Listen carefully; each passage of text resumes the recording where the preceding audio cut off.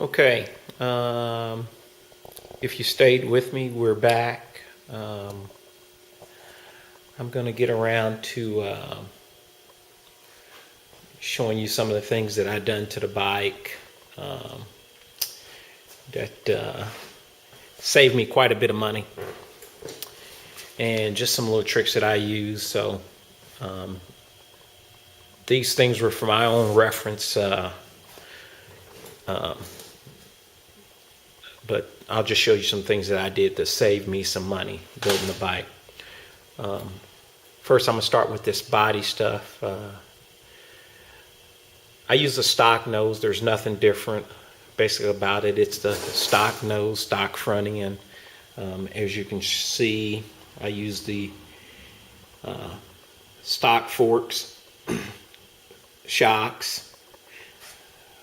What I did to get the bike to have as lowest profile as it does, as you noticed, I've taken and I've removed the front fender on the bike, and as you can see how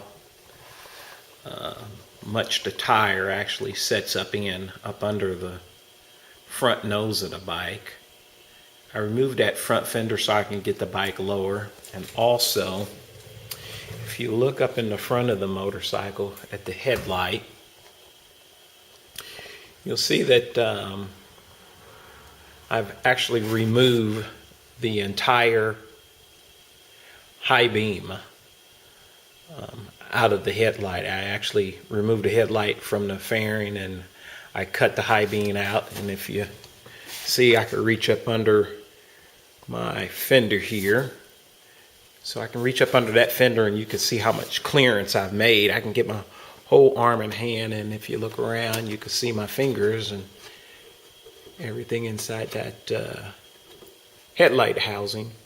And that's where the high beam used to be, and now actually the top of my tire sits right there where that high beam headlight used to sit.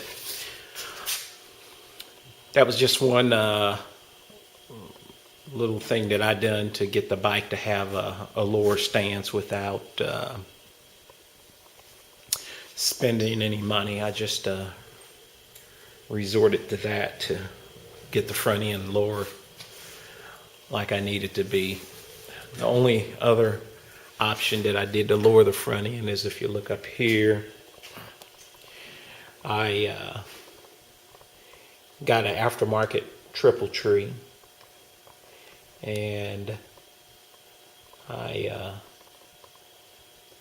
took that triple tree and I actually took my forks tubes and I lowered them into that triple tree, actually right at about I think it was 3 1/4 inches. So I did use a aftermarket triple tree up here, so I could lower those tubes through. As far as when you get back to the tank, several years ago I had a few of these tanks built. These were actually the factory Suzuki Hayabusa tank. A lot of guys went to the plastic tanks or fiberglass or whatever it may be. As you can see, this tank is this is a steel factory tank that was just cut and welded back together as a flat tank. So I done that way. That was done. I done like 3 or 4 of these tanks. Had them done back in right in 99, 2000 when I first started